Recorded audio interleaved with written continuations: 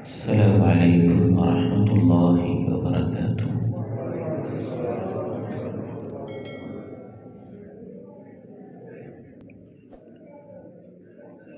الحمد لله رب العالمين، والصلاة والسلام على أشرف الأنبياء وخاتم المرسلين. أشهد أن لا إله إلا الله وحده لا شريك له، وأشهد أن محمدا عبده ورسوله صلى الله عليه وعلى آله وصحبه وسلم. اللهم صل على محمد وعلى آل محمد كما صليت على إبراهيم وعلى آل إبراهيم إنك حميد مجيد. اللهم بارك على محمد وعلى آل محمد كما باركت على إبراهيم وعلى آل إبراهيم إنك حميد مجيد. رب اشرح لي صدري ويسر لي أمري واحلل عقدة من لساني يفقه قولي. اللهم انفعني بما علمتني وعلمني ما ينفعني وزدني علما.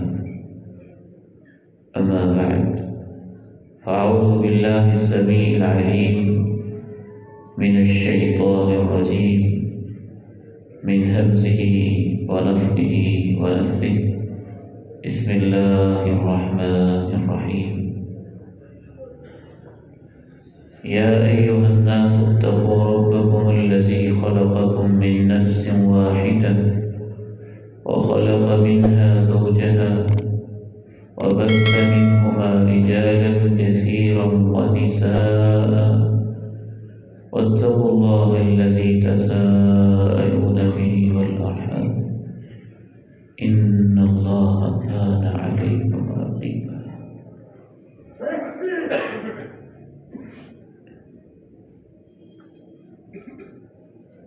دین کی جب بھی کوئی محفل، کوئی مجلس، کوئی نشست ہو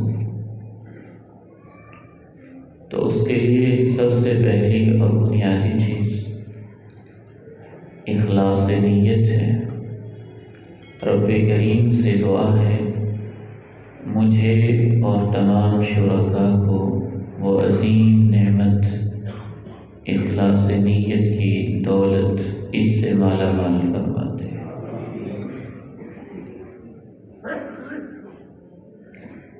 آخر میں وہ جو بیٹے بیٹھے نا ان کو آگے بھیج دیں. وہ پیچھے جو دو بچے پیارے پیارے بیٹھے ہیں آگے آ جاؤ بیٹے، شاباش آگے آ جاؤ.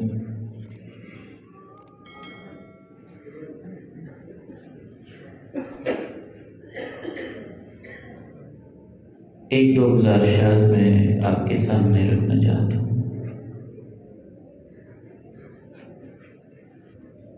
صحابہ کرام رضی اللہ عنہم اجمعین، ان کا طرز زندگی، ان کا طرز تعلیم ہمارے لیے مشعل راہ ہے. وہ بیان کرتے ہیں كنا إذا تعلمنا 10 آيات لم نجاوزها حتى نعلم ما فيها من العلم والعمل. ہم 10 آیات قرآن مجید کی سیکھتے جب تک ہم ان پہ عمل نہ کر لیتے اگلا سبق نہیں لیتے تھے. شیخ الاسلام امام ابن تیمیہ رحمہ اللہ تعالی بیان کرتے ہیں اور امام مالک موطا میں لکھتے ہیں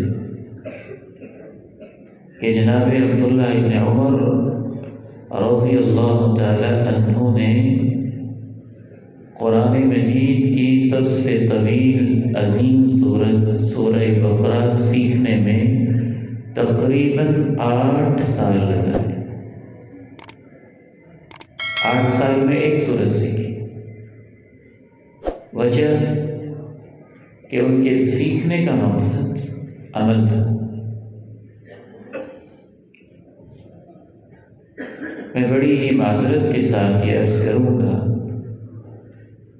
ہمارا ایک مزاج بنا ہوا ہے، ہم ہر چیز کو بعض دفعہ جشن کے روپ میں لیتے ہیں، اس کو منانا چاہتے ہیں، اس کو ایک جشن کا انداز بنا دیتے ہیں۔ خصوصاً دینی پروگرام میں اس ماحول کی بجائے سنجیدگی کا ماحول غالب ہونا چاہیے۔ ایک اور گزارش، میں ان تمام نوجوان اپنے پیارے بھائیوں اور روحانی بیٹوں کا شکر گزار ہوں جنہوں نے مجھ سے محبت کی ہے، ظاہر ہے ایک دین کا طالب علم سمجھ کے کی ہے، اور اس کی خوشی بھی ہوتی ہے کہ اس سے نوجوانوں کی محبت کا اظہار ہوتا ہے، ان کا ایک جذبہ، ان کا ایک شوق ہوتا ہے۔ لیکن میں بڑے ادب کے ساتھ ان سے یہ التماس کرتا ہوں کہ اس طرح کے جو علمی نوعیت کے دروس ہیں، میرے جیسے طالب علم کے لیے کوئی ایسا استقبال کرنے کی ضرورت نہیں، شاید یہ تکلف میں نہ آ جائے، اسپیشلی اس لیے بھی کہ وہ نماز کا وقت ہے، بجائے اس کے کہ آپ وہ روڈ پر گزاریں، میرے اوپر آپ کا احسان ہوگا کہ آپ مسجد میں بیٹھ کر یہ دعا کرتے ہوئے گزاریں کہ اللہ ان کی طرف سے آنا اور ہمارا بیٹھنا قبول فرمائے۔ امید ہے انشاءاللہ تعالی میری ان گزارشات کو آپ ذہن میں رکھیں گے۔ ایک اور بات کر کے انشاءاللہ ہم اپنی گفتگو کا آغاز کرتے ہیں۔ جب بھی کسی دین کی مجلس میں آئے تو شعوری طور پر اپنے اندر یہ احساس اور ادراک پیدا کریں کہ اللہ کی فضل سے، اللہ کی رحمت سے، اللہ کا احسان ہے، آپ آئے نہیں ہیں، عرش والے نے آپ کو اپنے گھر میں بلا لیا ہے اور ایک عظیم مقصد کے لیے بلایا۔ سکینت نازل ہوتی ہے، محسوس کریں کہ رحمت برس رہی ہے، اور محسوس کریں کہ فرشتے ہمارے درمیان موجود ہیں اور ہماری اس نشست کو اپنی باہوں میں لیے ہوئے ہیں، اور یہ محسوس کریں کہ انشاءاللہ عرش والا رب عرش پہ مستوی ہو کے اپنے فرشتوں کے سامنے ہمارا نام لے رہا ہے کہ میرے کچھ بندے میرے دین کے لیے بیٹھے ہوئے۔ اصلاحی خاندان ایک عظیم موضوع ہے۔ خاندان کو دنیا کا معاملہ نہ سمجھیے، خاندان ہمارے دین کا ایک اہم حصہ ہے۔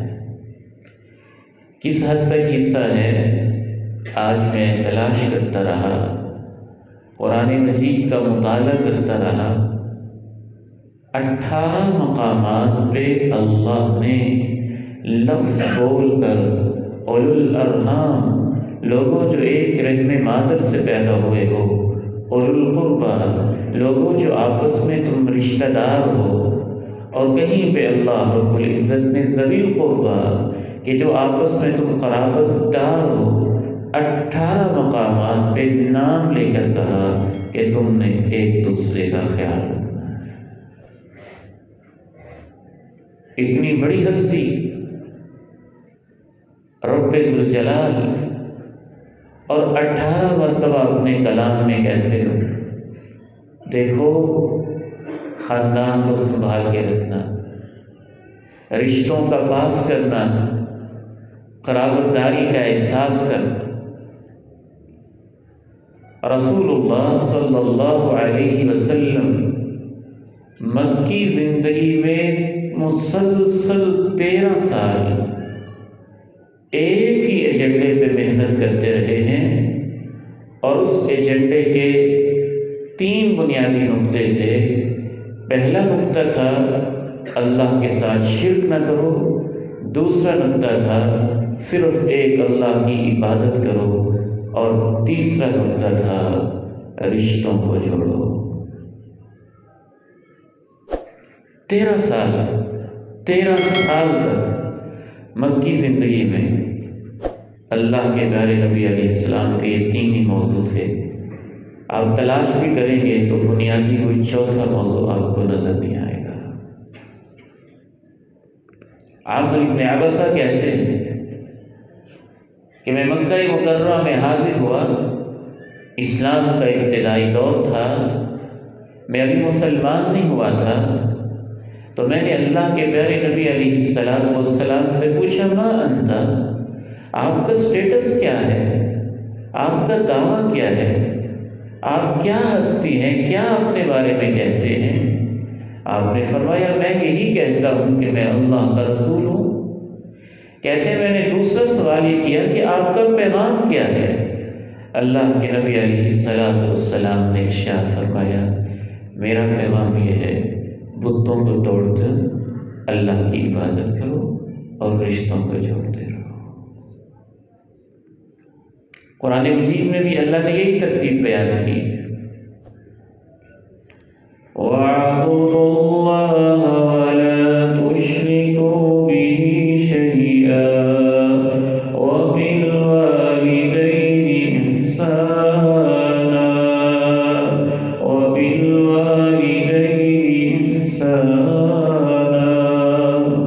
اللہ کی عبادت کرو، اس کے ساتھ شرک نہ کرو کسی قسم کا، اور والدین کے ساتھ اچھا سلوک کرو۔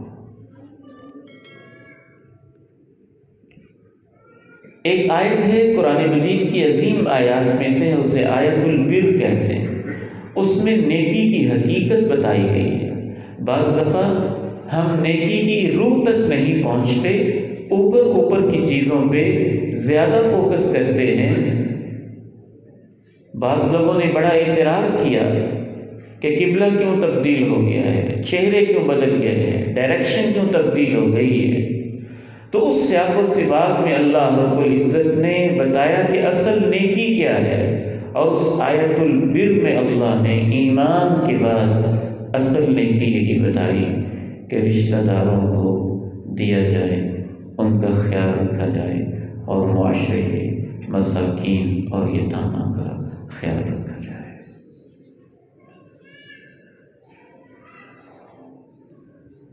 نبی کریم صلی اللہ علیہ وسلم نے جب ابھی نبوت کا منصب آپ کو باقاعدہ اس کا اعلان نہیں ہوا تھا، اس وقت بھی مکہ مکرمہ میں، اقبال میں یہ موبائل سے آواز آ رہی ہے، اس کو چیک کریں۔ مکہ مکرمہ میں نبی کریم صلی اللہ علیہ وسلم نے اپنی زندگی کا جو مشن بنایا ہوا تھا، اس میں سب سے پہلا مشن یہ تھا کہ آپ خاندانوں کو جوڑتے تھے۔ آپ جانتے ہیں حضرت خدیجہ رضی اللہ تعالی عنہا نے جب آپ کو دلاسا دیا، گھبراہٹ کے عالم میں آپ تشریف لائے، تو حضرت خدیجہ نے یہی کہا تھا، کلا واللہ لا یخزیک اللہ ابدا انک لتصل الرحم وتحمل الکل وتقسم المعدوم وتعین علی نوائب الحق۔ اللہ کی قسم ہے اے میرے سرتاج، اللہ آپ کو کبھی تنہا نہیں چھوڑے گا، اس لیے کہ آپ رشتوں کو جوڑتے ہیں، بوجھ اٹھا لیتے ہیں، نایاب چیز کما کر لوگوں کو دے دیتے ہیں، غریبوں کو کما کر دے دیتے ہیں، حق کی راہوں میں آپ لوگوں کے مددگار بنتے ہیں، اس لیے مجھے اللہ کی قسم ہے کہ اللہ آپ کو کبھی تنہا نہیں چھوڑے گا۔ آپ مدینہ منورہ تشریف لے گئے. جناب عبداللہ ابن سلام کہتے ہیں میری بڑی خواہش تھی کہ مسلمانوں کا پیغمبر آ رہا ہے، میں سنوں خطاب کیا کرتا ہے، پیغام کیا دیتا ہے. ابھی یہودی تھے، یہودیوں کے عالم تھے. کہتے ہیں پورا مدینہ پلٹ پڑا اور میں نے بغور سنا تو اللہ کے پیارے نبی علیہ السلام نے مسلمانوں کے پیغمبر نے مدینہ کے اجتماع سے تشریف آوری کے بعد جو سب سے پہلا خطاب کیا وہ یہ تھا، افشوا السلام واطعموا الطعام وصلوا الارحام وصلوا باللیل والناس نیام تدخلوا الجنة بسلام. سلام کو عام کر دو، کھانے کھلاؤ، رشتوں کو جوڑو، رات کی تنہائیوں میں اپنے رب سے باتیں کرو، تم سیدھے ہی جنت میں چلے جاؤ. یا ایھا الناس اتقوا ربکم الذی خلقکم من نفس واحدہ وخلق منها زوجها وبث منهما رجالا كثيرا ونساء واتقوا الله الذي تساءلون به والأرحام إن الله كان عليكم رقيبا. اے بنی نوع انسان، اپنے اس رب سے ڈرتے رہا کرو جس نے تمہیں ایک ہی جان یعنی جناب آدم سے پیدا کیا اور اس ایک جان سے اس کے جوڑے کو پیدا کیا، پھر ان دونوں سے مرد و عورت کے سلسلے کو زمین میں پھیلا دیا. اللہ سے ڈرتے رہا کرو جس کا واسطہ دے کے تم ایک دوسرے سے سوال کرتے ہو، اور رشتوں کے معاملے میں خصوصاً اللہ سے ڈرتے رہا کرو. یقین مانو کہ اللہ ہر وقت ہر حال میں تمہاری نگرانی کر رہا ہے. یہ آیت اللہ کے پیارے نبی علیہ السلام اپنے ہر خطبے میں پڑھتے تھے. شاید ہی کوئی ایسا خطبہ جمعہ ہوگا جس میں اللہ کے پیارے نبی علیہ السلام نے یہ آیت نہ پڑھی ہو. خطبہ حاجہ میں بھی آیت پڑھتے تھے، خطبہ نکاح کے اندر بھی آیت پڑھتے تھے، عیدین کے خطبات میں بھی یہ آیت پڑھتے تھے. اس آیت کا اسلوب بڑا گہرا ہے. دوبارہ ذرا اس کو سماعت کریں اور اس کے ترجمے پر غور کریں. یا ایھا الناس اتقوا ربکم الذی خلقکم من نفس واحدہ وخلق منها زوجها وبث منهما رجالا كثيرا ونساء واتقوا الله الذي تساءلون به والأرحام إن الله كان عليكم رقيبا. اللہ سے ڈر جاؤ جس کا تم ایک دوسرے کو واسطہ دیتے ہو، اور دیکھنا خبردار رشتوں کے معاملے میں بالخصوص اللہ سے ڈرتے رہو. یقین مانو کہ اللہ تو ہر لمحے تمہاری نگرانی کر رہا ہے. قرآن ہے نا، اس کا اپنا ہی اسلوب ہے اور اپنا ہی انداز ہے. اہل ایمان کے رونگٹے کھڑے کر دیتا ہے، ان کے ضمیروں کو رب کا قرآن جھنجھوڑ دیتا ہے. جو اسے رب جلیل کا کلام عظیم سمجھتا ہے وہ غور و فکر کے بغیر نہیں رہ سکتا. رشتوں ناتوں کے معاملے میں ایک اہم بات یہ بھی ذہن میں رکھیے، دین اسلام کی جتنی بھی تعلیمات ہیں، سب تعلیمات کے 5 بنیادی مقصد ہیں۔ جو بھی حکم ہے اس کا کوئی مقصد ہے، اور 5 مقاصد میں سے ایک مقصد یہ بھی ہے جانوں کی حفاظت ہو، ایک مقصد یہ بھی ہے مال کی حفاظت ہو، ایک مقصد یہ بھی ہے کہ دین کی حفاظت ہو، ایک مقصد یہ ہے عزت کی حفاظت ہو، اور ایک اہم مقصد یہ ہے کہ خاندان کی نسب کی حفاظت ہو۔ نکاح کے سارے مسائل اس لیے ہیں، اور قرآن مجید نے جتنی تفصیل کے ساتھ نکاح کے، طلاق کے اور وراثت کے مسائل بتائے ہیں، اتنی تفصیل کے ساتھ کوئی اور فقہی مسئلہ بیان نہیں کیا ہے۔ وراثت مفصل قرآن کے اندر ہے، نکاح کے مسائل مفصل قرآن کے اندر ہیں، اور طلاق تو سورہ طلاق کے نام سے ایک پوری سورہ موجود ہے۔ اللہ رب العزت کے دین کا بنیادی مقصد یہ ہے کہ نسب کی، خاندان کی حفاظت ہو۔ اور شیطان کا بنیادی ایجنڈا یہ ہے کہ خاندان ٹوٹ جائے اور یہ منتشر ہو جائے۔ شرعی حوالے سے ہی نہیں، خاندان ہماری فطری ضرورت بھی ہے، ہماری نفسیاتی ضرورت بھی ہے، ہماری ایک طبعی ضرورت بھی ہے۔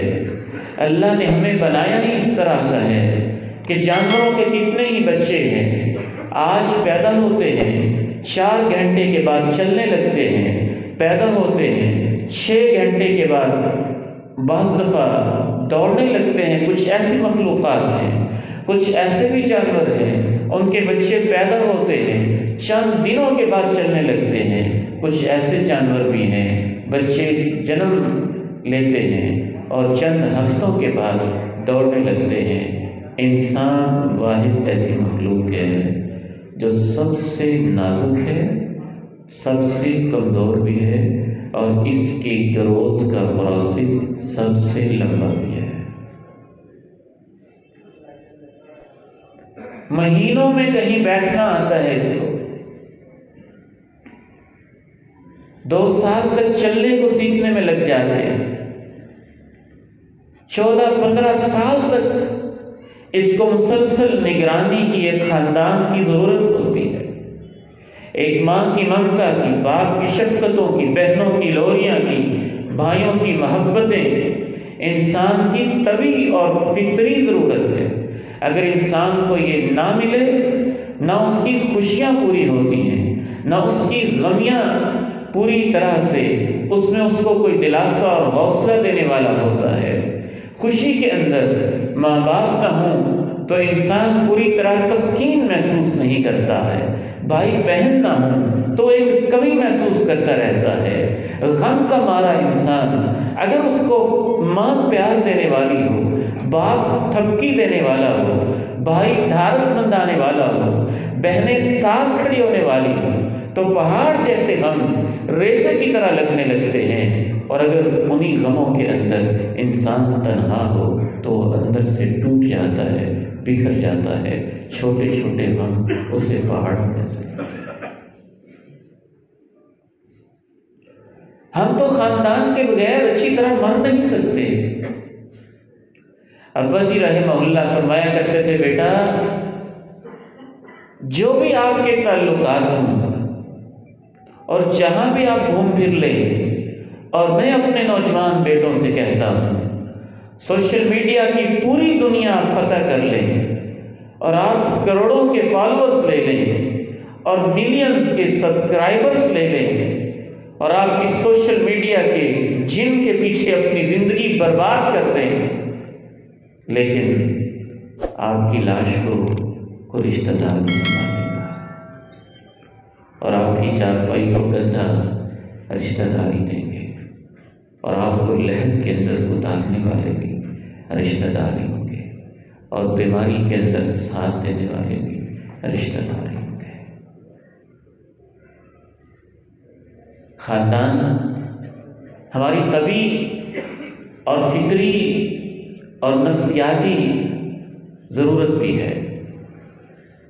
اور یاد رکھیے ہم نے ابھی ترقی کا شاید سفر شروع کیا ہے، اور جس کو ہم ترقی سمجھ رہے ہیں، ٹیکنالوجی، فیس بک، واٹس ایپ، یوٹیوب، ٹک ٹاک، اور یہ پوری کی پوری ایک چکا چوند سے بھری ہوئی مصنوعی ایک دنیا جو کہ ہماری کسی حد تک ضرورت بھی ہے، لیکن اس کو سب کچھ سمجھ لینا انسان کی اتنی بڑی حماقت ہے کہ جہاں تک اس وقت امریکہ پہنچ چکا ہے دنیاوی ترقی کے لحاظ سے، مغرب اور یورپ جہاں اس وقت پہنچ چکا ہے دنیاوی ترقی کے لحاظ سے، دنیا داری کے لحاظ سے، ہمیں وہاں تک پہنچنے میں ابھی ایک صدی چاہیے۔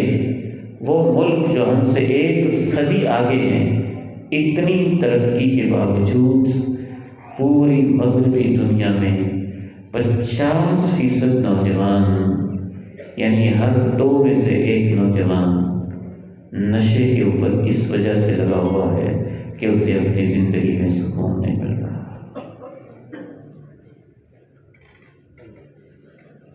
خودکشی کا رجحان اپنی آخری حدوں کو چھو رہا ہے اس مغربی دنیا میں جس کو ہم ترقی یافتہ سمجھتے ہیں۔ امریکہ کا کوئی ایسا گھر نہیں ہے جس کے اندر ایک کتا نہ پالا جاتا ہو، اور بعض امریکن عورتیں یہاں تک کہتے سنائی دیتی ہیں کہ شوہروں سے تو کتے زیادہ وفادار ہیں۔ یہ اس دنیا کا حال ہے جس کی طرف ہم بھاگ رہے ہیں، اور جن کے پاس خاندانی نظام نہیں ہے۔ ترقی تو سب کچھ ہے، انسان کا اندر اس وقت تک پرسکون نہیں ہوگا جب تک اس کے پاس 2 چیزیں نہ ہوں گی۔ ایک چیز ہے عرش والے رب کا تعلق، اللہ کا ذکر، اللہ کی یاد، اللہ کی محبت، اللہ کا جلال، اللہ کی مہر و وفا، اللہ سے تعلق، اور دوسری چیز ہے خاندان سے اچھا تعلق۔ زمین پر یہ چیز ہو کہ خاندان سے اچھا تعلق ہو اور عرش والے رب کے ساتھ تعلق ہو، تو اس کو ایک وقت کا کھانا نہ بھی ملے تو اس کی زندگی پرسکون ہوگی۔ اگر سب کچھ ہو اور یہ 2 چیزیں اس کے پاس نہ ہو تو وہ خودکشی کرے گا، ڈپریشن میں آئے گا، انگزائٹی میں آئے گا، ٹینشن میں رہے گا، اور اس کو نفسیاتی طور پہ کبھی بھی تسکین نہیں ملے گی۔ رسول اللہ صلی اللہ علیہ وسلم نے اسی لیے رشتوں ناتوں کے حوالے سے وہ باتیں کہی ہیں کہ انسان حیران اور ششدر رہ جاتا ہے۔ چند ایک باتیں سنا کے ہم اپنے آخری حصے کی طرف پھر بڑھیں گے۔ آپ علیہ الصلوۃ والسلام نے خاندان کے ساتھ اچھے تعلق کو ایمان کی نشانی قرار دیا ہے۔ من کان یؤمن باللہ والیوم الآخر فلیصل رحمہ، جو اللہ اور آخرت پر واقعتاً ایمان رکھتا ہو۔ کیسے لفظ ہیں، ان پہ غور کریں۔ جو اللہ اور آخرت پر ایمان رکھتا ہے، میرے اس امتی کو چاہیے فلیصل رحمہ کہ وہ اپنے رشتوں کو جوڑے۔ اس کے 2 مطلب ہیں۔ ایک مطلب یہ ہے کہ آپ کے ایمان کا تقاضا ہے کہ آپ رشتوں کو جوڑیں، اور اس میں اس طرف بھی اشارہ ہے کہ جو رشتوں کو نہیں جوڑتا ہے اس کے ایمان میں کوئی خامی ہے۔ آپ علیہ الصلوۃ والسلام نے ارشاد فرمایا صحیح بخاری میں، من احب ان یبسط له فی رزقی وینسأ له فی اثری فلیصل رحمہ، میرا جو امتی چاہتا ہو کہ اس کے رزق کو کھلا کر دیا جائے اور اس کی عمر میں برکت ڈال دی جائے، فلیصل رحمہ، میں مسلمانوں کا پیغمبر اسے ایک ہی نسخہ بتاتا ہوں کہ وہ رشتوں کو جوڑے۔ بڑے بڑے موٹیویشنل اسپیکر اور بڑے بڑے دنیا کے لوگ آپ کو بڑے بڑے نسخے بتاتے ہیں، بڑے بڑے شیخ الوظائف اور بڑے بڑے وظیفے بتانے والے آپ کو بڑے وظیفے بتاتے ہیں کہ رزق میں ایسے برکت ہوگی، صحت میں ایسے برکت ہوگی۔ آگے یہ اس کا وظیفہ بتایا ہوا ہے، وما ينطق عن الهوى، جو وحی کے بغیر بولتا نہیں تھا، اور جس کو اللہ نے یہ معجزہ دیا تھا کہ اس کی انگلی کے اشارے سے چاند بھی دو ٹکڑے ہو جاتا تھا، اور اس کے ہاتھ رکھنے سے چشمے بہہ پڑتے تھے اور پانی بہہ پڑتے تھے۔ پورے یقین اور ایمان سے اس وظیفے کو سن لیں۔ فرمایا جو یہ چاہتا ہو کہ اس کے رزق کو کھلا کیا جائے اور یہ چاہتا ہو کہ اس کی عمر کو لمبا کیا جائے، فَلْيَصِلْ رَحِمَهُ، وہ اپنے رشتوں کو جوڑے۔ عمر لمبی تو نہیں ہوتی، وہ تو اللہ نے لکھی ہوئی، تو لمبا کیا جائے گا کیا مطلب ہے کہ تھوڑی سی عمر میں وہ کام زیادہ کر لے، تھوڑی سی عمر میں برکت زیادہ ہو جائے، تھوڑی سی عمر میں بڑے بڑے وہ منصوبے بنا لے۔ فَلْيَصِلْ رَحِمَهُ، اسے چاہیے کہ اپنے رشتوں کو جوڑے۔ رسول اللہ صلی اللہ علیہ وسلم نے ایک حدیث میں تو کمال ہی کر دی۔ اس حدیث میں بڑا سوچتا ہوں، امام البانی نے اس کو سندن ضعیف کہا ہے، امام حزمی نے حسن کہا ہے، اس کے شواہد موجود ہیں۔ ان اللہ لا یأمر بالقوم الدیار ویصلح لهم الاموال وما نظر الیہم منذ خلقهم بغضا لهم۔ آپ نے فرمایا کچھ لوگ ایسے ہیں ان کے اعمال اتنے برے ہیں کہ جب سے اللہ نے ان کو پیدا کیا ہے اللہ نے نظر رحمت سے ان کو ایک دفعہ بھی نہیں دیکھا، لیکن اللہ ان کے گھروں کو آباد رکھتا ہے اور ان کے مالوں میں برکت ڈالتا رہتا ہے اور ان کو بڑا مال دیتا رہتا ہے۔ صحابہ حیران ہوئے، اے اللہ کے پیارے نبی علیہ السلام، یہ کیسے ممکن ہوتا ہے کہ اللہ نے کبھی ان کو نظر رحمت سے دیکھا نہیں ہے جب سے اللہ نے ان کو پیدا کیا ہے، لیکن ان کو رزق بھی اللہ کھلا دیتا ہے اور اللہ رب العزت ان کے گھروں کو آباد بھی رکھتا ہے؟ کیسے ہوتا ہے؟ کیوں ایسے ہوتا ہے؟ آپ نے ارشاد فرمایا اس لیے کہ باقی تو دنیا جہاں کا ان میں گند ہوتا ہے، لیکن وہ لوگ رشتوں کو جوڑنے والے ہوتے ہیں۔ تو یہ ایک نیکی اللہ کو اتنی اچھی لگتی ہے کہ اس نیکی کی برکت سے اللہ دنیا میں ان کو رزق میں برکت بھی دیتا ہے اور ان کے گھروں کو، صحنوں کو، محلوں کو آباد بھی رکھتا ہے۔ اس سے یہ اندازہ ہوتا ہے کہ صلہ رحمی ایک واحد ایسی نیکی ہے جس کا اللہ بہت جلدی صلہ دے دیتا ہے۔ اس کے برعکس دیگر احادیث میں رسول اللہ صلی اللہ علیہ وسلم نے تو یہاں تک ارشاد فرمایا، اگر آپ گناہوں کے بوجھ میں لدے ہوئے ہیں تو گناہوں کی معافی کا ایک بہترین نسخہ صلہ رحمی ہے۔ ایک آدمی آیا، کہنے لگے اللہ کے پیارے نبی علیہ السلام، مجھ سے بہت بڑا گناہ ہو گیا ہے، بہت ہی بڑا گناہ، میری معافی کیسے ہو سکتی ہے؟ فرمایا کیا تمہاری ماں زندہ ہے؟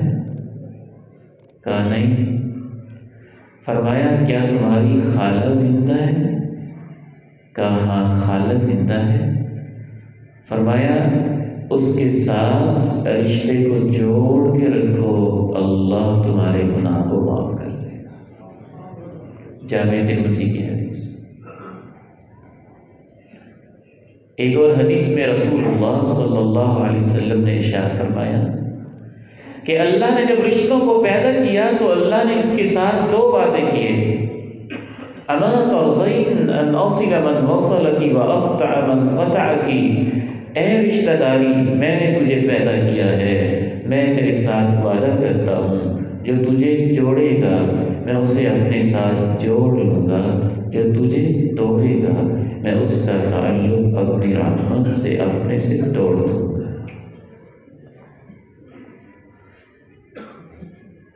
رشتہ کو توڑ دینا کتنا بڑا جرم ہے، خاندان کو بکھیر دینا اور منتشر کر دینا اور اس میں جھگڑے پیدا کر دینا، فسادات کا باعث بن جانا، تنازعات کی وجہ بن جانا۔ رسول اللہ صلی اللہ علیہ وسلم نے ارشاد فرمایا، ما من ذنب أجدر من أن يعجل الله لصاحبه العقوبة مع ما يدخر له في الآخرة من البغي وقطيعة الرحم۔ دو گناہ ایسے ہیں، ان سے بڑھ کے کوئی بڑا گناہ ایسا نہیں کہ جن کی سزا اللہ جلدی دنیا میں دے دے۔ ان دو گناہوں کی سزا جلد ہی اللہ دنیا میں بھی دے دیتا ہے، آخرت میں جو دینی ہے وہ تو دینی ہی ہے۔ ایک گناہ ظلم ہے اور دوسرا گناہ رشتوں کو توڑنا ہے۔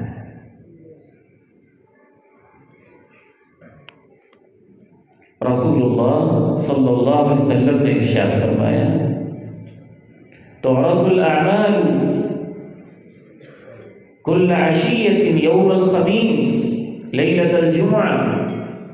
ہفتہ وار جو اعمال ہیں جمعرات کو آخری دن کے پہر میں اللہ کے پاس اعمال پیش کیے جاتے ہیں، نمازیں، روزے، حج، زکوٰۃ، عمرہ، ہفتہ وار جو اس نے ویکلی اعمال کیے ہیں جمعرات کو پیش کیے جاتے ہیں۔ اللہ کے پیارے نبی علیہ السلام ارشاد فرماتے ہیں، فلا يقبل عمل قاطع رحم، رشتے کو توڑنے والے کا کوئی عمل قبول نہیں کیا جاتا۔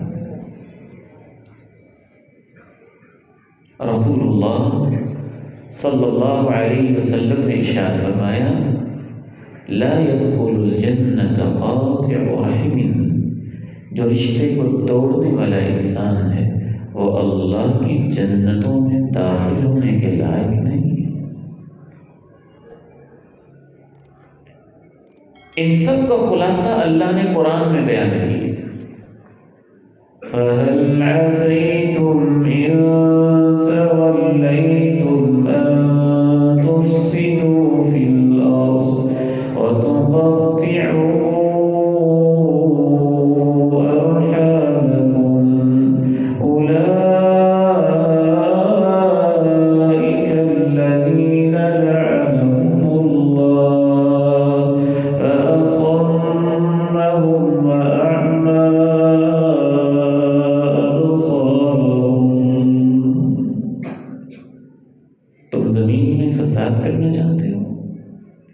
رشتوں کو توڑنا چاہتے ہو؟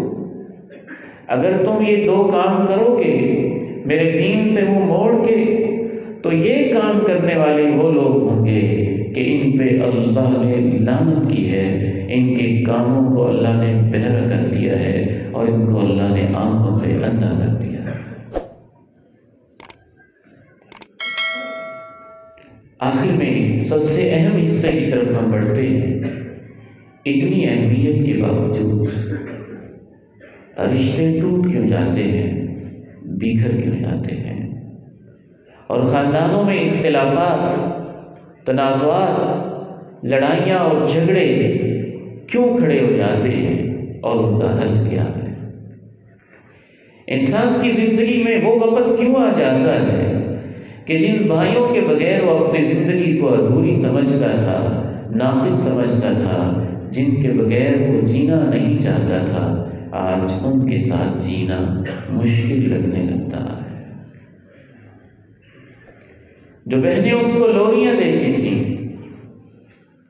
اور جن کو دیکھ کر وہ سکون پاتا تھا، آج ان کے چہرے کو دیکھ کر وہ چڑھنے کیوں لگتا ہے اور اس کے اندر غصیلا پن کیوں آ جاتا ہے؟ بہت ساری وجوہات ہیں۔ اس کی سب سے پہلی اور اہم ترین وجہ یہ ہے، ہم آپس میں مختلف ہیں، ہماری سوچیں مختلف ہیں، ہمارے مزاج مختلف ہیں، ہمارے رویے مختلف ہیں، ہمارے انداز مختلف ہیں، ہماری عادات مختلف ہیں، ہمارے طریقے مختلف ہیں، بالکل ایسے ہی جیسے ہماری شکلیں مختلف ہیں۔ اور ہماری پسند مختلف ہے۔ یہاں مائیں بہنیں بھی تشریف فرما ہیں، بیٹیاں بھی تشریف فرما ہیں، بزرگ اور بھائی بھی تشریف فرما ہیں۔ ایک گھر کے اندر 5-6 افراد رہتے ہیں، تو کوئی کہتا ہے کہ مجھے کریلا پسند ہے، کوئی کہتا ہے مجھے بھنڈی پسند ہے، کوئی کہتا ہے مجھے کڑی پسند ہے، کوئی کہتا ہے مجھے گوشت پسند ہے۔ یعنی ہماری پسند مختلف ہے، مزاج مختلف ہے، عادات مختلف ہے۔ بہت ممکن ہے کہ بعض دفعہ ایک شخص کو ایک چیز پسند ہو اور دوسرے شخص کو اتنی ہی ناپسند ہو۔ ایک شخص ایک چیز کو بہت زیادہ چاہتا ہو اور دوسرا اس سے اتنی ہی نفرت رکھتا ہو۔ یہ اللہ نے ہمارے مزاج خود بنائے ہیں، اس میں اللہ کی حکمت ہے، کیونکہ اللہ انسان کو ترقی دینا چاہتا ہے، اللہ انسان کو عروج دینا چاہتا ہے۔ اللہ تعالیٰ انسان کی فطرت میں ورائٹی اور تنوع رکھنا چاہتا ہے، اس لیے اللہ نے انسانوں کو ایسے بنایا ہے۔ بھیڑیں تو ایسے نہیں ہوتی، بکرے تو ایسے نہیں ہوتے، گھوڑے تو ایسے نہیں ہوتے۔ چارہ کھاتے ہیں تو سارے کھاتے ہیں، درندے گوشت کھاتے ہیں تو سارے کھاتے ہیں۔ اگر ہم بھیڑوں جیسے، جانوروں جیسے ہوتے تو تب ہماری اپنی کوئی پسند، ہمارا اپنا کوئی ویژن، ہمارا اپنا کوئی نقطہ نظر نہ ہوتا۔ اللہ نے انسان کو بنایا ہی اس طرح سے ہے کہ ہر انسان کی شکل بھی اپنی ہے، ہر انسان کی آواز بھی اپنی ہے، ہر انسان کی آنکھیں بھی اپنی سی ڈیزائن کی ہیں، ہر انسان کے رخسار بھی دوسرے سے مختلف ہیں، ہر انسان کا ہاتھ دوسرے سے مختلف ہے، ہر انسان کا وجود دوسرے سے مختلف ہے، سوچنے کا انداز دوسرے سے مختلف ہے۔ وجہ یہاں سے شروع ہوتی ہے جب ہم دوسرے کے سوچنے کے انداز کو اپنے سے مختلف دیکھ کر اس سے دشمنی کرنے لگ جاتے ہیں اور یہی سوچتے ہیں کہ یہ میری طرح کیوں نہیں سوچتا ہے۔ اللہ نے اس کو علیحدہ وجود دیا، اللہ نے اس کو علیحدہ شخصیت دی ہے، اللہ نے اس کو علیحدہ عقل دی ہے، اللہ نے اس کو علیحدہ سوچ دی ہے۔ تو اختلاف میں حسن ہے۔ اس اختلاف کو جب ہم مخالفت بنا لیتے، اس اختلاف کو جب ہم دشمنی بنا لیتے، اس پسند اور ناپسند کے فطری رویے کو جب ہم دشمنی کا ذریعہ بنا لیتے ہیں اور یہ سمجھتے نہیں ہیں کہ اس اختلاف میں بھی ایک حسن ہے، تو وہاں سے پھر بعض دفعہ گھروں کے اندر اختلافات شروع ہو جاتے ہیں۔ آپ کو سوچ کا حق ہے تو دوسرے کو بھی حق ہے، آپ کی ایک پسند ہے تو دوسرے کی بھی پسند ہے، آپ کی اپنی کوئی ترجیح ہے تو دوسرے کی بھی ترجیح ہے، آپ کو اپنی پسند کے اظہار کا حق ہے تو دوسرے کو بھی اپنی پسند کے اظہار کا حق ہے۔ یہ حقیقت ہمیں اچھی طرح سمجھ لینی چاہیے۔ ایک دوسری اہم وجہ یہ ہوتی ہے کہ جب مختلف انداز سے ایک بندہ سوچتا ہے تو ہم اس کے بارے میں بدگمانیوں کا ایک محل کھڑا کر دیتے ہیں، بجائے اس سے کہ ہم یہ کہیں کہ اس کا نقطہ نظر مختلف ہے، سوچنے کا انداز مختلف ہے، اس کی طبیعت مجھ سے مختلف ہے، اس کا مزاج مجھ سے مختلف ہے، اس کی عادات مجھ سے مختلف ہیں، اور بعض دفعہ وہ عادات اتنی پازیٹیو جا سکتی ہیں کہ ہم نے کبھی اس کے بارے میں سوچا ہی نہیں ہوگا۔ جناب صدیق کے اندر نرمی ٹوٹ ٹوٹ کے بھری ہوئی تھی، جناب عمر فاروق میں جلال بھرا ہوا تھا، معاذ بن جبل میں فکر بھری ہوئی تھی، جناب علی میں علم اور شجاعت اللہ نے بھر کے رکھی ہوئی تھی، جناب ابو ہریرہ میں مسکنت اور طلب حدیث کے جذبے بھرے ہوئے تھے، جناب خالد بن ولید میں تلوار کے دھنی تھے اور تلوار کے ماہر تھے۔ بجائے اس کے کہ ہم اس اختلاف پہ محمول کر کے سب کو جانور بنا کے ایک لگام سے ہانکیں، ان کی مختلف صلاحیتوں، مختلف عادتوں، مختلف مزاج سے فائدہ اٹھائیں اور جہاں جہاں جو کام دے سکتا ہے وہاں وہاں اس کو فٹ کرنے کی کوشش کریں۔ جب ہم ایسے نہیں کرتے اور اس کے اختلاف کے رویے کو ہم مخالفت اور دشمنی میں محمول کرتے ہیں تو اس کی ساری اچھی صلاحیتیں ہم ان کی ٹرانسلیشن، ان کی تفہیم بدگمانیوں پہ کرتے ہیں، ان کے بارے میں بدگمانی کے اندر مبتلا ہو جاتے ہیں۔ اللہ کے پیارے نبی علیہ السلام پہ قربان جائیے کہ آپ علیہ السلام نے بدگمانی کے بارے میں صرف یہ نہیں کہا کہ اس سے بچو، آپ نے کہا بدگمانی بدترین جھوٹ ہے۔ ایک وکیل 100 صفحوں پہ جھوٹ لکھے اور ایک جھوٹا انسان آدھے گھنٹے میں جھوٹی گواہی دے، اور ایک جھوٹا جج 20 صفحات سچ کو باطل، باطل کو سچ ثابت کرنے کے لیے سیاہ کر دے، اور سب کے جھوٹ ایک طرف۔ اللہ کے پیارے نبی علیہ السلام فرماتے ہیں جو بدگمانی رکھتا ہے وہ سب سے زیادہ جھوٹ بول رہا ہے۔ میں حیران ہوں اس حدیث کے اوپر کہ آپ نے یہ نہیں کہا کہ بدگمانی سے صرف بچ جاؤ، کہا بدگمانی تو بدترین جھوٹ ہے۔ قلم سے جھوٹ لکھنا قلم کا جھوٹ ہے، زبان سے جھوٹ بولنا زبان کا جھوٹ ہے، گواہی میں جھوٹ بولنا گواہی میں جھوٹ ہے، دماغ سے غلط سوچنا دماغ کا جھوٹ ہے، اور باقی سارے جھوٹوں سے یہ بدترین جھوٹ اس لیے ہے کہ باقی سارے جھوٹوں کی بنیاد بھی آپ کا دماغ ہوتا ہے، اور اس لیے بھی بدترین جھوٹ ہے کہ باقی جھوٹا انسان وکیل کبھی جھوٹ بولتا ہے کبھی نہیں بولتا ہے، جھوٹی گواہی دینے والا کبھی جھوٹی گواہی دیتا ہے کبھی سچی دیتا ہے، اور جو انسان بدگمان ہو جاتا ہے وہ ہمیشہ ہی غلط سوچتا رہتا ہے۔ یا ایھا الذین آمنوا اجتنبوا کثیرا من الظن ان بعض الظن اثم ولا تجسسوا ولا يغتب بعضكم بعضا أيحب أحدكم أن يأكل لحم أخيه ميتا فكرهتموه واتقوا الله إن الله تواب رحيم۔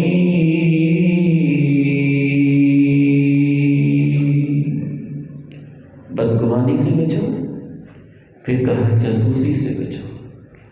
بدگمانی کے بعد پھر ہم ٹو لگانا شروع کر دیتے ہیں، اور اس کے لیے معصوم بچے گھروں میں استعمال ہوتے ہیں، معصوم بچیاں استعمال ہوتی ہیں۔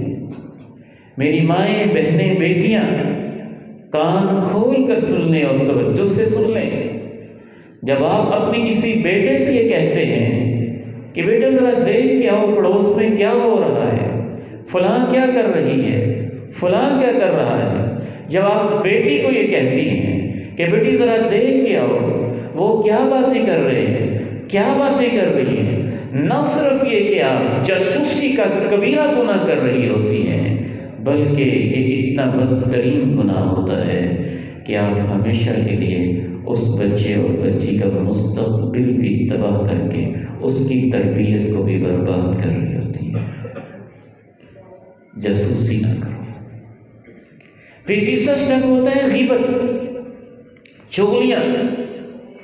میں یہاں پر پھر خصوصاً کہنا چاہوں گا اپنی ماؤں بہنوں اور بیٹیوں سے بڑے ہی ادب کے ساتھ، دن بھر کا تھکا ہارا ایک مرد گھر میں آتا ہے اور اس کی اہلیہ یا اس کی بیٹی یا اس کی بہن یا اس کی ماں ساس بہو کے خلاف، بہو اپنی ساس کے خلاف، نند بھاوج کے خلاف اور بھاوج اپنی نند کے خلاف جب غیبت کی پٹاری کھول کے یوں بیٹھ جاتی ہے تو اس غیبت سے پھر بھائیوں کے آپس میں، بہنوں کے آپس میں، عزیزوں کے آپس میں وہ اختلافات اور وہ دراریں پڑتی ہیں جو پھر کبھی نہیں مٹتی ہیں۔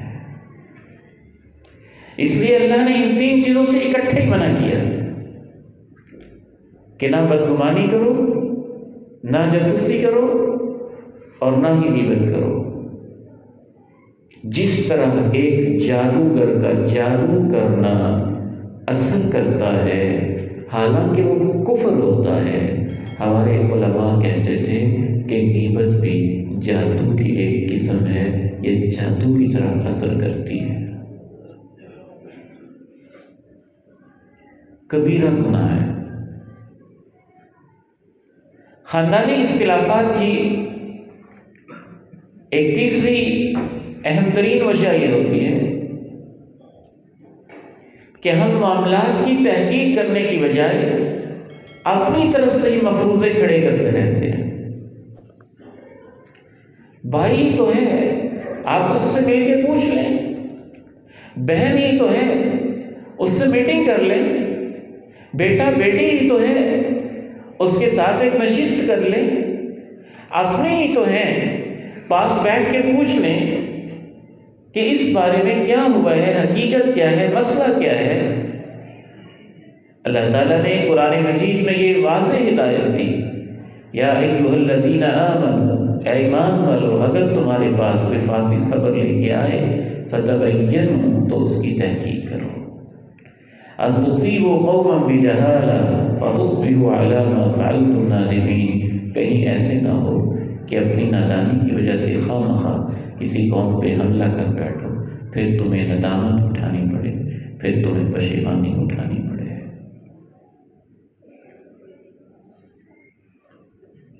میں یہ واقعہ کبھی نہیں بھولتا،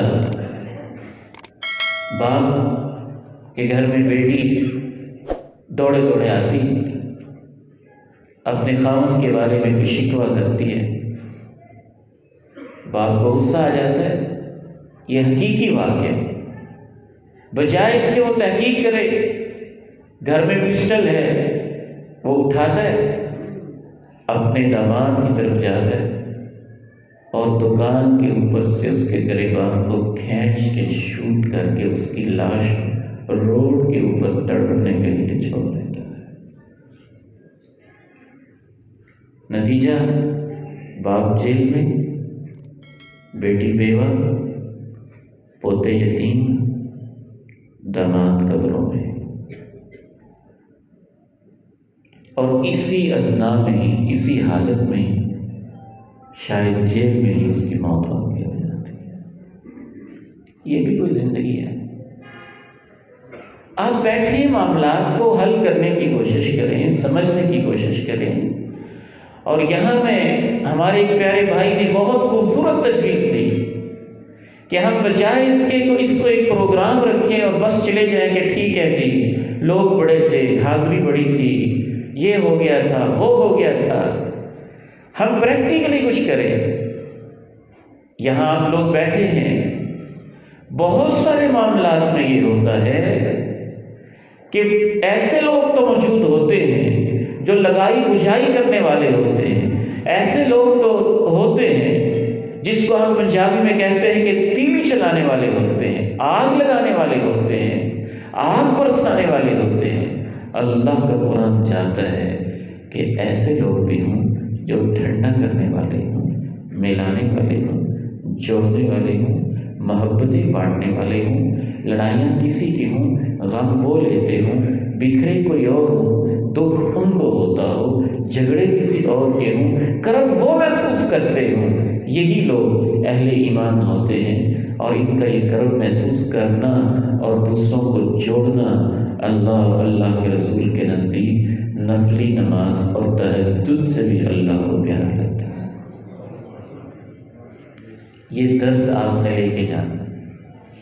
ہمارے دائیں بائیں مسجد کے نمازیوں میں سے، محلے میں سے، گلی میں سے اگر ایسے افراد موجود ہیں تو ایسے درد مند لوگ بھی ہونے چاہیے کہ جو آپس میں لوگوں کو ملانے والے. ایک چوتھی اہم وجہ یہ ہوتی ہے اختلافات کی کہ ہم جب ذہنوں میں توقعات بٹھا لیتے ہیں، لالچ بٹھا لیتے ہیں، آس لگا لیتے ہیں، امیدیں لگا بیٹھتے ہیں، اور پھر وہ ہماری امید اور توقع پوری نہیں ہوتی، تو پھر ہمارے دل کے اندر ایک دراڑ پڑ جاتی ہے. اس چیز کا حل یہی ہے. مثلاً ایک بہن نے کسی بہن کا کوئی کام کر دیا تو وہ توقع رکھتی ہے کل یہ میرا بھی کام کرے گی. ایک بھائی نے کسی بھائی کا کام کر دیا تو وہ توقع رکھتا ہے کہ میرا بھی کام کرے گا. اس سے آپ کا دوہرا نقصان ہوگا. ایک نقصان تو یہ ہوا کہ آپ ثواب سے گئے. آپ نے کام کیا ہی اس لیے کہ یہ میرا کرے گا. اور دوسرا نقصان یہ ہوگا کہ آپ نے جب توقع لگائی اور وہ کسی وجہ سے کام نہ کر سکا تو پھر آپ کے اختلاف بڑھ جائیں گے. شرعی لحاظ سے اس کا ایک ہی حل ہے، بھائی کے کام آئیں، بہن کے کام آئیں، رشتہ داروں کے کام آئیں، اور ان چھوٹے چھوٹے لوگوں سے توقع رکھنے کی بجائے عرش والے رب سے توقع رکھیں. یا اللہ تیرے لیے کیا ہے، تیری رضا چاہیے، تجھ سے اجر چاہیے، تجھ سے ثواب چاہیے. ثواب بھی پکا ہو جائے گا. توقع تو آپ نے رکھی نہیں، اگر آپ کو کام پڑ ہی گیا، اس نے کر بھی دیا تو آپ کو خوشی بھی زیادہ ہوگی، کیونکہ آپ نے تو توقع لگائی نہیں تھی اور اس نے پھر بھی کام کر دیا. اگر نہیں کرے گا تو مسئلہ کوئی نہیں ہوگا، کیونکہ آپ نے کیا ہی اللہ کے لیے تھا. نیت خالص کریے. رشتہ داروں کے ساتھ نبھاتے ہوئے، سہتے ہوئے ان کی کڑوی کسیلی باتیں، یا ان کے ساتھ تعاون کرتے ہوئے صرف اللہ سے امید لگائیں. اللہ کے نبی علیہ السلام نے کمال حکمت کی بات کہی ہے. آپ نے ارشاد فرمایا سب سے افضل صدقہ وہ ہوتا ہے جو انسان اپنے اس رشتہ دار کو دیتا ہے جو رشتہ دار اس کے بارے میں بغض رکھتا ہے. یعنی آپ کا ایک ایسا رشتہ دار ہے جو آپ سے بغض رکھتا ہے اور آپ اس کو غریب سمجھ کے کسی ذریعے سے صدقہ پہنچا دیتے ہیں، تو اللہ کے پیارے نبی اسلام کا فیصلہ ہے کہ وہ سب سے افضل صدقہ ہوتا ہے، اس لیے کہ وہاں اس رشتہ دار سے کوئی توقع نہیں ہوتی اور نیت صرف اللہ کو راضی کرنے کی ہو جاتی ہے. اسے سب سے افضل صدقہ آپ نے کہا. ایک پانچویں وجہ یہ ہوتی ہے خاندانوں کے اندر اختلافات کی. چھوٹی چھوٹی ضرورت کی چیزیں گھر میں ہم ایک دوسرے سے لیتے رہتے ہیں، دیتے رہتے ہیں، اور یہ اخلاقیات بھی ہوتی ہیں. لیکن وہی ضرورت کی چیزیں جب ہماری تربیت نہیں ہوتی، ہم ان کو وقت پہ واپس نہیں کرتے، ان کو امانت نہیں سمجھتے اور لے کے ان کو صحیح استعمال نہیں کرتے. آپ نے کسی سے موٹر سائیکل لی، اپنے کسی عزیز سے آپ نے کوئی بڑی چیز لے لی، یا اپنے عزیز سے آپ نے کوئی سوئی دھاگا ہی بن کے لے لیا، کوئی چھوٹا سا نیل کٹر لے لیا، ایک گلاس لے لیا، میری کسی بہن نے چھلنی لے لی، پرات لے لی، کوئی ایک پلیٹ لے لی، ایک کٹوری لے لی، چھوٹا سا برتن لے لیا، جگ لے لیا. وہ امانت ہے. جب ہم اس کو امانت سمجھتے ہی نہیں، غلط طریقے سے استعمال کرتے ہیں، یا ہم اس کو واپس نہیں کرتے اور اس کو ضرورت پڑ جاتی ہے، تو پھر اس کے ذہن میں یہ بات آ جاتی ہے کہ ان کو کیا لے ہوتے ہیں، یہ تو کبھی کوئی چیز واپس کرتے ہی نہیں. اور پھر وہ کہتی ہے کہ ایک چھوٹی سی نیل کٹر کی خاطر تم میرے ساتھ کتنا ناراض ہو رہی ہو.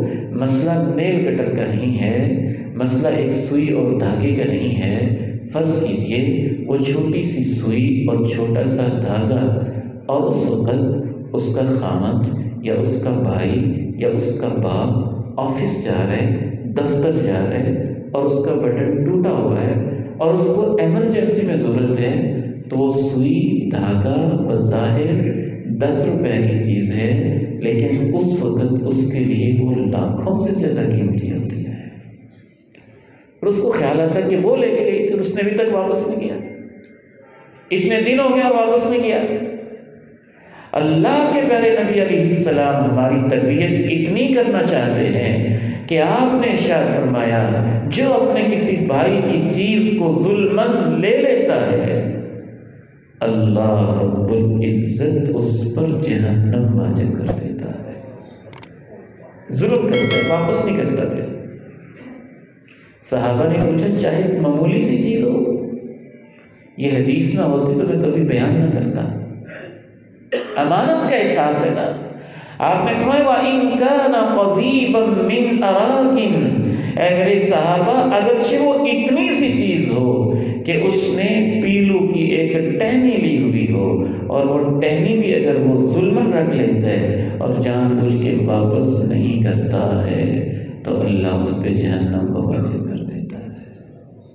حقوق العباد بڑے سنگین ہوتے ہیں، بڑے اہم اور نازک ہوتے ہیں۔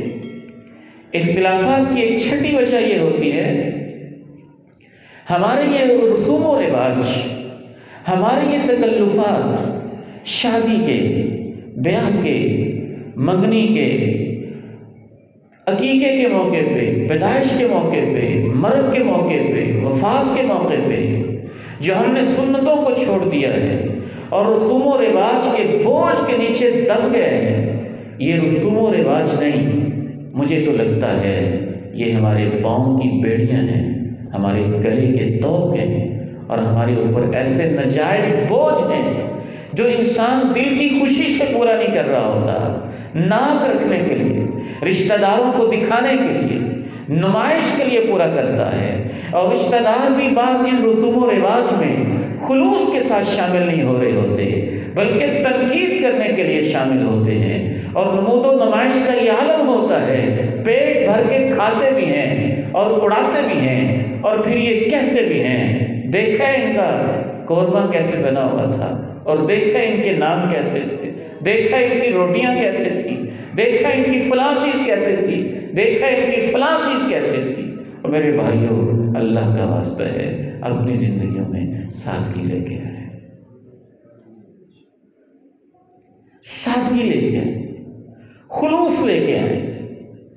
جتنی آپ کی حیثیت ہے سادہ انداز میں پیش کرتے ہیں، محبت کے ساتھ، خلوص کے ساتھ۔ یہ اس سے بہتر ہے کہ آپ کا مقصد بھی نمود و نمائش ہو اور آنے والوں کا مقصد بھی نمود و نمائش ہو، خصوصاً شادی بیاہ کے اوپر وہ لانتیں ہمارے اس معاشرے کو چمٹی ہوئی ہیں کہ انسان دیکھ کر حیران اور ششدر رہ جاتا ہے۔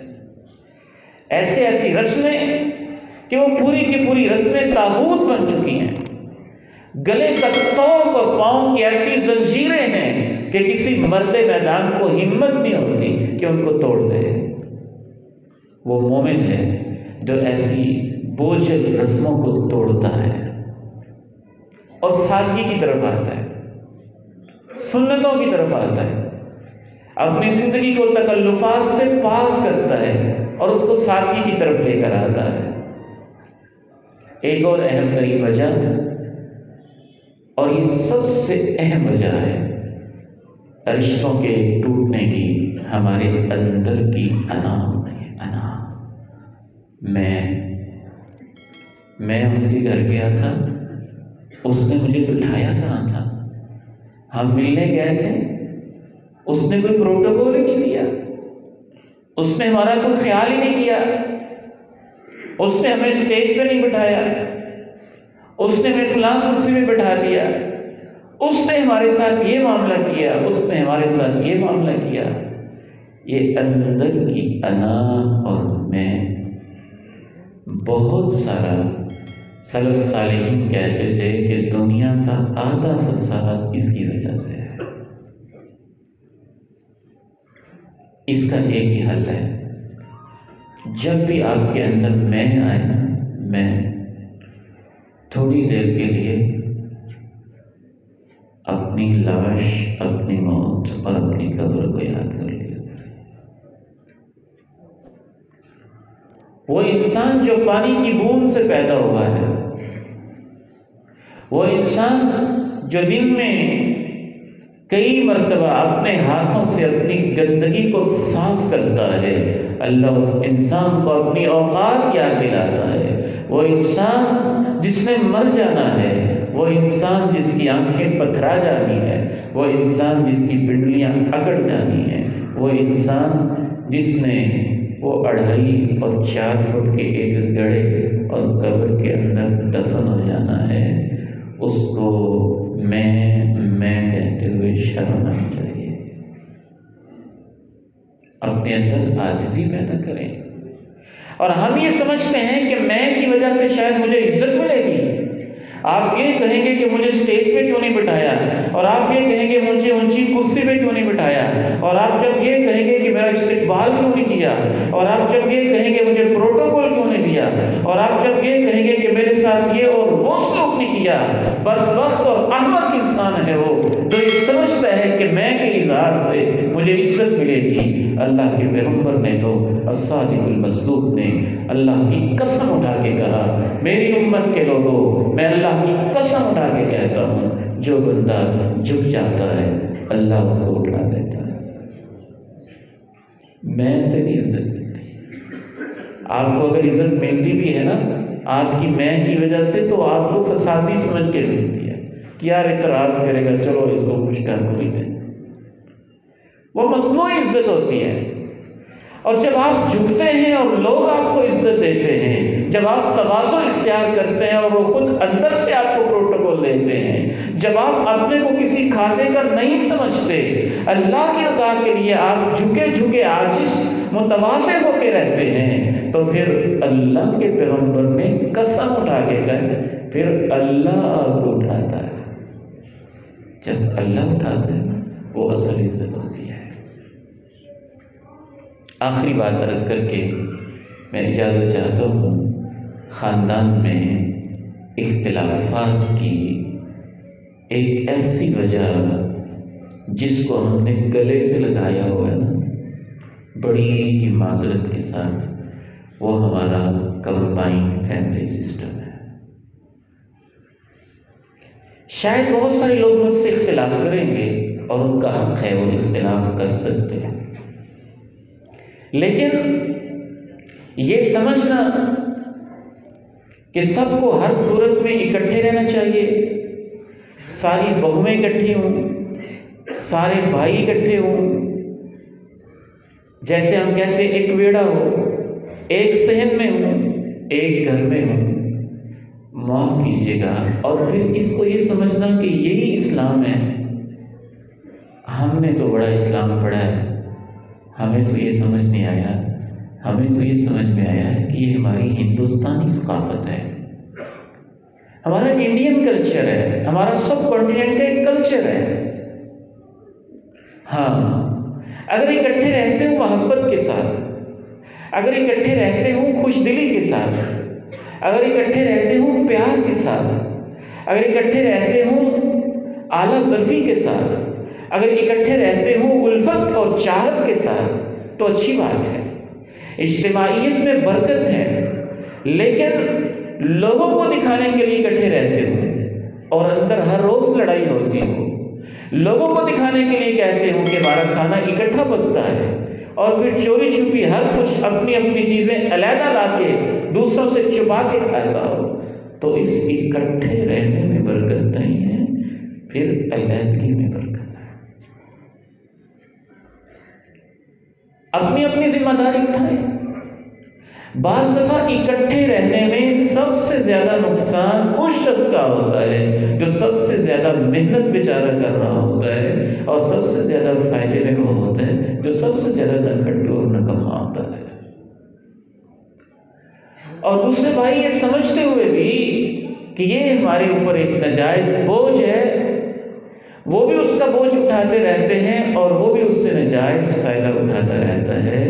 یاد رکھیے گا، میں یہ نہیں کہتا کہ فوراً علیحدہ ہو جائیں، لیکن میں یہ ضرور کہتا ہوں کہ یہ سمجھنا کہ ہر صورت میں اکٹھے رہنا ہے، چاہے روزانہ لڑائی ہوتے رہے، ہر صورت میں اکٹھے رہنا ہے، چاہے گھریلو سیاست بھی ہوتے رہے، ہر صورت میں اکٹھے رہنا ہے، چاہے اندر ہی اندر بغض بھی ہوتا رہے، ہر صورت میں اکٹھے رہنا ہے، چاہے اندر سے ایک دوسرے سے حسد اور کینہ بھی بڑھتے رہے۔ یہ کوئی سمجھداری کی بات نہیں ہے۔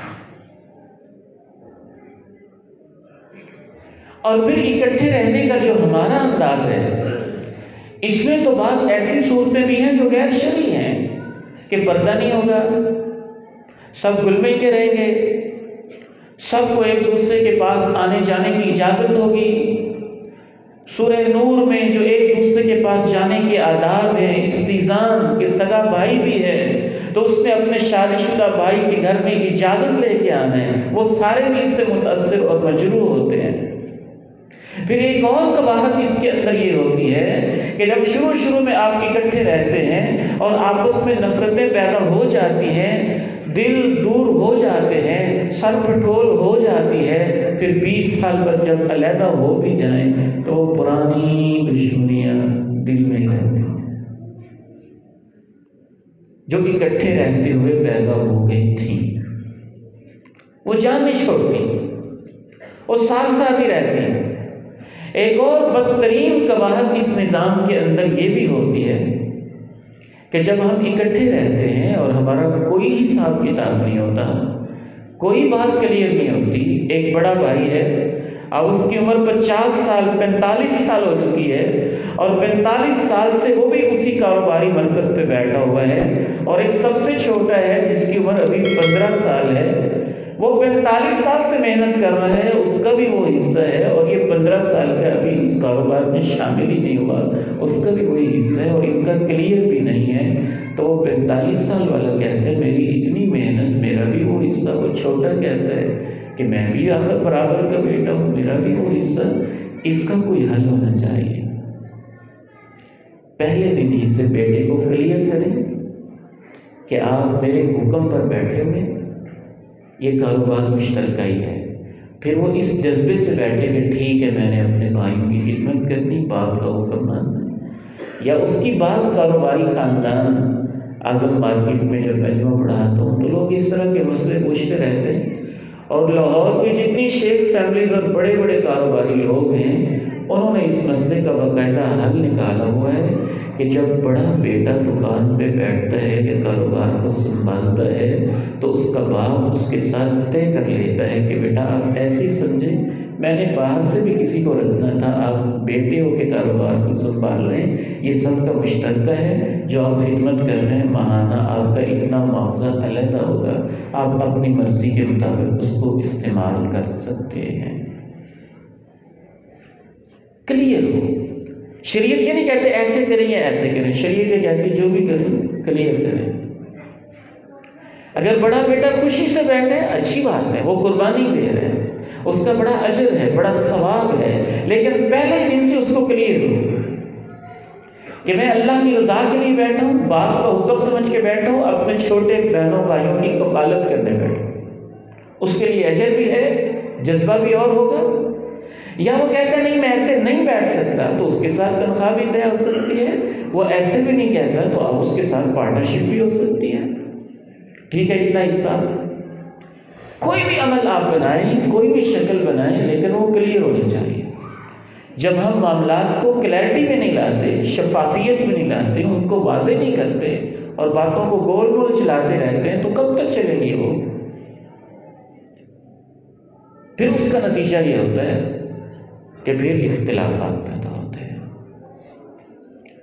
اللہ تعالیٰ سے دعا ہے کہ یہ جو وجوہات میں نے عرض کی ہیں ہمیں ان کا ازالہ کرنے کی توفیق عنایت فرمائے۔ ان سب وجوہات کے پیچھے سب سے بڑی وجہ اللہ اور آخرت کو بھول جانا ہے۔ اگر آپ یہ ذہن میں رکھیں کہ قبروں میں جانا ہے اور بجائے اس کے کہ مرتے ہوئے کہیں کہ مجھے معاف کر دیں، مجھے معاف کر دیں، زندگی میں ہی اپنے معاملات کو پاک صاف کر لیں۔ اگر آپ یہ ذہن میں رکھیں کہ اللہ نے زندگی کا حساب لینا ہے اور اللہ نگرانی کر رہا ہے تو بہت سارے اختلافات موقع پر ہی رک جاتے ہیں۔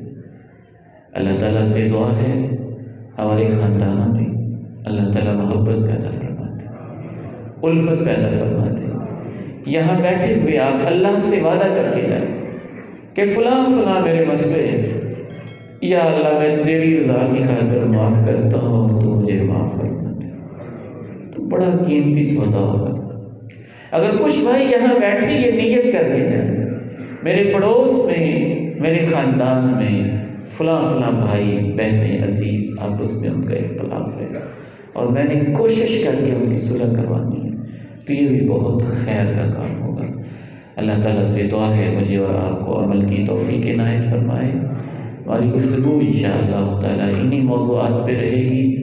آپ سے استدعا ہے کہ آپ میرے لیے دعا بھی کرتے رہیں، اسی شوق اور محبت کے ساتھ شرکت بھی کرتے رہیں اور دیگر احباب کو دعوت بھی دیتے رہیں، اور خصوصاً یہ دعا بھی کرتے رہیں کہ اس پروگرام کا جو اصل مقصد ہے خاندانوں میں محبتیں، الفتیں اور چاہتیں، اللہ تعالیٰ وہ ماحول ہمیں دوبارہ نصیب فرما دے۔ وآخر دعوانا ان الحمد للہ رب العالمین۔